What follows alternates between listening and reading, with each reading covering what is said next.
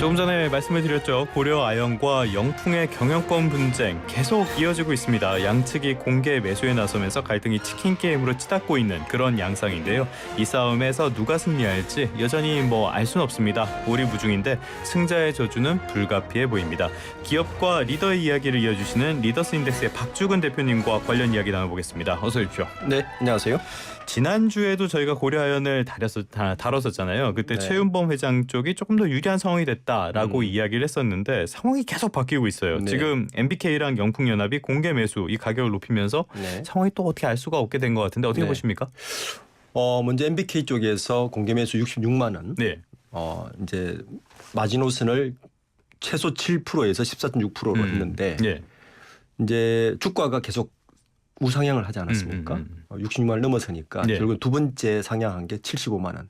그때까지 고려아연 측 최 회장 쪽에서는 대응을 하지 않았죠. 네. 그리고 최 회장이 지난 4일 날 83만 원으로 첫 번째 이제 공개 매수를 했는데 방식이 달랐어요. 방식이 이제 MBK 영풍 쪽에서는 그 공개 매수를 선택했지만 최 회장 쪽에서는 자사주 매입으로 공개 매수인데 이거는 우리가 자사주로 매입해서 소각을 하겠다는 이야기입니다. 네. 이제 이중 두 가지의 전략을 짠 것 같아요. 우선 자사주 매입을 하면 주가는 부양이 되니까 그렇죠. 떨어진 주가를 어느 정도 보존할 수 있는 베이스를 하나 깔고 그리고 자사주 매입은 물론 공시에서는 소각을 하겠다고 얘기했지만 자사주는 여러 가지 카드로 사용할 수 있습니다. 그렇죠. 지배구조 개편이라든지 만약 이 싸움이 이긴다면 제가 볼 때는 지배구조 개편으로 충분히 사용할 수 있어서 양수 겸장으로 사실은 이 카드를 선택한 것 같고 예. 이러니까 MBK에서는 같이 83만 원을 같이 맞춰버렸죠. 지금 2라운드에 돌입한 상태입니다. 그런데 지금 83만 원으로 맞췄다라고 말씀을 해주셨는데 양쪽의 공개 매수가 그러면 같은 상황인 같은 거잖아요. 상황이죠. 그런데도 MBK 쪽이 조금 더 유리한 거 아니냐 이런 분석이 나오는 이유는 뭡니까? 두 가지, 예. 세 가지 이유 때문입니다. 첫 번째는 세 가지나. 네. 우선 세금 문제가 있어요. 지난번에 말씀드렸지만 이 공개 매수를 하게 되면 주식을 가지고 있는 사람은 공개 매수에 응해서 주식을 팔면 양도세를 내야 됩니다. 예. 22%를 내야 돼요. 물론 외국인 기관 투자자는 세금은 제로입니다. 그런데 그 MBK가 사실은 이 경영권 분쟁을 돌입할 때 전략을 좀 치밀하게 짠 게 뭐냐면 현재 고려아연의 지분 구조를 보면 33, 33 비슷하고요. 네. 양쪽이. 그리고 국민연금이 한 7.56% 정도 맞아요. 있고 실제 시장에서 유통되는 주는 23% 안팎입니다. 그 중에서 23% 안팎에서 지금 최 회장 쪽은 18%를 매수하겠다고 이야기를 했고 네. 그다음에 그 영풍 쪽은 MBK 14.6%를 매수하겠다고 했는데 그 매수하는 대부분의 주인이 개인이 아니고 기관 투자자라는 겁니다. 자, 기관 투자가 되게 중요한 거예요. 네. 기관 투자자는 대부분의 이제 지금 그 나오는 이야기는 기관 투자자가 고려아연을 매수한 평균 단가는 한 45만 원 선일 것이다. 거의 2배까지 올랐어요. 예. 자, 2배 정도의 차익이 있는데 기관 투자자는 공개 매수에 무조건 응해야 됩니다. 기관 투자자 담당자가 응하지 않으면 배임이 됩니다. 그렇죠. 배임이 되죠. 그렇죠. 네. 그러니까 이거를 노린 거예요. 그래서 이거는 끝까지 제로섬 게임을 갈 수밖에 없는 틀을 짜놓고 시작하는 건데 그럼 지금 상황에서 왜 MBK가 좀 유리할 수 있느냐 이유는 몇 가지 이유 중에서 첫 번째는 시간 싸움에서 MBK 유리하다. 우선 MBK는 14일이에요. 종료 시점이. 네. 그러면 14일까지 기관 투자자 입장에서는 고려아연이 23일까지인데 그때까지 응하지 않으면 이 기회를 놓칠 수가 있잖아요. 그러니까 시간 싸움이 첫 번째 유리하다. 그래서 그렇죠. 네. 그래서 고려아연 쪽에서 최 회장 쪽에서 그 전에 한 번 더 뽑히지 않을까라고 지금 예측하는 게 그 이유 때문이고요. 예. 두 번째는 이 사법 리스크가 있습니다. 어떤 거죠? 이게 이제 고려아연 MBK 연합 쪽에서 고려아연 상대로 자사주 공개 매수를 막는 가처분 신청을 두 번째 했는데 예. 이 자사주 매입 규모가 배당 가능 이익보다 크다는 점을 주로 이유로 잡았어요. 이건 기업 가치 훼손이 아니냐는 거예요. 그렇죠. 그러니까 사업적 리스크가 있기 때문에 이것도 리스크가 있어서 이거 있는 거고 마지막 변수가 뭐냐면 세금입니다. 세금. 예. 이제 고려아연의 제장 쪽에서 공개 매수를 응하면 파는 쪽에서는 배당 소득세를 내야 돼요. 이 자사주 매입이니까 배당 소득세를 내야 되는데 배당 소득세는 15.6%예요. 그리고 MBK 연합 쪽에 응해 버리면 양도소득세를 내야 돼요. 양도소득세는 22%입니다. 그런데 이제 개인들은 이 2천만 원이 넘으면 배당 소득세 그렇죠. 플러스 종합 금융종합소득 가득세를 내야 돼요. 그건 49%거든요. 그런데 이제 이 사업에서 아까 말씀드렸지만 개인은 거의 없어요. 네. 대부분 기관이나 법인이기 때문에 제가 볼 때 세금 문제는 큰 문제가 없습니다. 왜냐하면 기관이나 법인들은 외국인이면 세금이 0이고 그렇죠. 그리고 이 받은 차익에 대해서는 법인세만 내면 돼요. 기관 입장에서는 두 개 차이가 거의 없다. 네. 봐야 되고 이제 앞에 두 가지 문제 때문에 그 시간적인 문제 그리고 사브리스크 쪽의 문제에서 MBK가 약간 유리한 것이 아니냐. 예. 근데 이 유리한 것도 또 고려아연 쪽에서 한 번 더 올려버리면 또 묻히는 건 꼴이 되는 거죠. 그래서 지금 말씀해 주신 것처럼 고려아연 쪽에서 추가로 더 높일 가능성이 커졌다라는 전망이 나오고 있는데 얼마까지 올릴 수 있다고 보세요? 이제 자금 동원 능력을 봐야 되는데 요번에 83만 원으로 맥스 18% 전량을 매수하는 총 자금은 3조 1천억입니다. 네. 3조 1천억에 대해서는 자금을 확보했다고 하는데 지금 고려아연이 지금 여러 가지 재무제표나 이걸 보면 그러면 토탈 동원 가능한 자금이 얼마까지 될까? 한 4조 한 5천억 이상으로 보고 있습니다. 시장에서는. 그렇게 되면 이제 이걸 액면 그대로 따지면 이론상으로 125만 원까지 가능하죠. 그런데 이 돈을 다 쓸 수는 없잖아요. 지금 한 83만 원이니까 90에서 100까지는 여력이 있지 않느냐. 산수적으로 봤을 때. 그런데 너무 높이면 또 이게 성장의 저주 얘기를 나오니까 이게 끝나면 이미 뭐 버블이라고 이야기하는데 이제 그 부분 때문에 이제 저울질하는 것 같고 MBK도 만만치 않죠. MBK도 여전히 이번에 MBK가 이 고려아연의 경영권을 가져오기 위해서 사용한 펀드가 6호 바이아웃 펀드거든요. 네, 그게 뭡니까? 이게 뭐냐하면 특정 M&A를 하기 위해서 이 사모펀드는 별도의 펀드를 따로 조성해요. 이게 자본시장법상 이게 그 자본금의 400%까지만 쓸 수 있어요. 아마 그래서 이번에 2조 5천억을 동원한 것 같은데 지금 83만 원으로 올리면 MBK도 이 자본금을 높여야 될 겁니다. 이 자본금을 높이면 400%까지 쓸 수 있으니까 지금은 NH 정권 이쪽에서 1조 5천억을 차입했다고 그러는데 MBK 쪽에서는 뭐 더 차입할 수 있겠죠. 그래서 결국에는 전의 전쟁이다. 분명히 한 번 더 올릴 가능성이 높고 그렇겠죠. 그러면 100만 원은 넘지 않겠지만 거의 근처까지 가지 않을까라는 게 이제 대체적인 시각입니다. 6호 바이아웃 펀드는 경영권을 인수한 다음에 기업의 지분을 판매해서 수익을 거두는 펀드 이쪽을 말씀을 드리는 거고요. 어제 저희 PD님이 이 원고를 쓰면서 자기의 연봉과 이 전의 전쟁을 비교하면서 굉장히 씁쓸해하는 그런 모습을 보이던데 그런데 문제는 MBK 쪽은 이렇게 돈을 많이 쓰면서도 상대적으로 좀 여유로운 모습이란 말이에요. 어디가 이겨도 뭐 그렇게 손해볼 건 없다라는 전망도 나오는데 왜 그러는 겁니까? 이게 이제 논란의 중심인데요.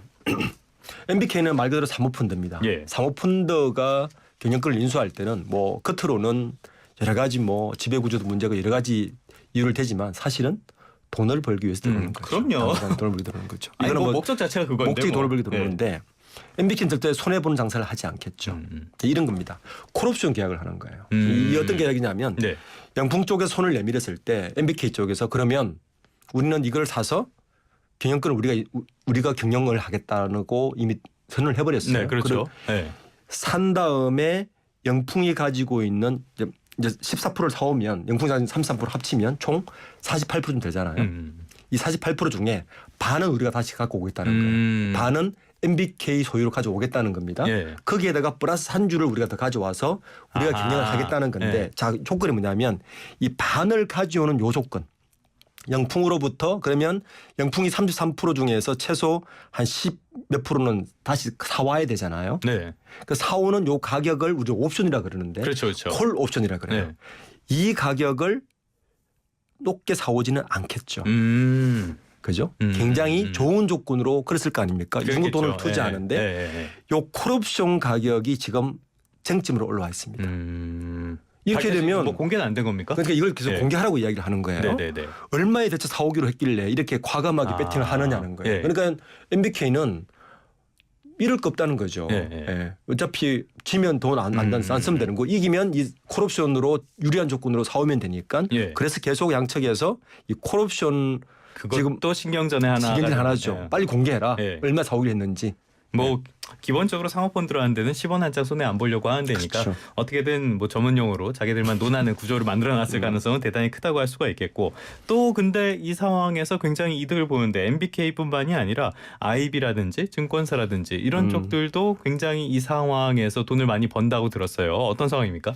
이렇게 싸움이 벌어지면 주변에서 돈을 벌죠. 그렇죠. 포함입니다. 네, 뭐 말리는 사람도 돈 벌고 그러는 거죠. 네, 네. 우선 정권사들이 대부분 이 자금 출처가 차입을 대부분 정권사를 통해서 하는데, 이 정권사에서 돈을 지금 대고 있는데 이자 장사가 만만치 않습니다. 지금 양쪽에서 MBK는 NH투자증권, 그다음에 고려아연 쪽은 메리츠증권이라든지 한투 정도를 베인 컴퍼니 한투 같은 걸 통해서 하는데, 양쪽에 총 동원되는 자금 규모가 5조가 넘지 않습니까? 네. 그러면 그쪽 이자율 높은데 평균 이자율이 보통 5.5에서 맥스 7, 8%가 이야기하거든요. 그 이자율만 2,400 정도입니다. 이 단기간의 네. 차익으로 그 정도 벌 수 있는 이제 판이 벌어진 거죠. 어지간한 중견회사의 1년 매출이랑 비슷하네요. 순수한 이익입니다. 예. 네. 굉장히 논하는 장사. 로펌들도 돈 많이 벌 것 같아요. 당연하겠죠. 예. 일단 고려아연 쪽은 뭐 김현장을 붙었고요. 그다음에 영풍 MBK 연합 쪽에서는 세종 네. 붙었는데, 뭐 로펌들의 면면이 이게 만만치가 않습니다. 일단 김현장 쪽에는 이번에 붙은 분들을 보면 법률 대리인이 그 김용상 변호사하고 고창현 변호사가 붙었는데, 이분이 옛날에 롯데그룹 한진칼. 저 이름을 좀 들어본 기억이 네. 있어요. 롯데그룹 한진칼 경영권 방어 전에 네. 나섰던 조현덕 변호사까지 붙었습니다. 네. 만만치 않게 붙었고. 한두 푼으로 모셔올 수 있는 분들은 아니군요. 그렇죠. 그리고 그 MBK 쪽은 그 KL 파트너스하고 법무 세종을 붙었는데, 이쪽도 지금 뭐 굉장히 화려한 분들로 포진했고, 이번에 이제 자사주를 매입하지 말라고 가처분 신청을 했는데 1심 첫 번째 판결에서는 고려아연이 이겼죠. 네. 네, 지금 다시 이제 가처분 신청을 한 상태인데, 그래서 만만치 않게 법률 전쟁도 벌이고 있는 상태입니다. 알겠습니다. 그렇게 해서 주변인 분들이 돈을 많이 벌고 있고, 막상 이 두 양쪽은 굉장한 금융비용 같은 것들을 치르면서 지금 상당한 비용을 치르면서 이렇게 경영권 분쟁을 하고 있는 건데, 그래서 저희가 오늘 드렸던 퀴즈가 1번 치킨 게임, 2번은 치킨 먹고 갈래? 이 부분이었는데요. 여기에 대해서 의견들도 많이 주시고 있습니다. 0507번 쓰시는 분, 갑자기 치킨이 땡기네요.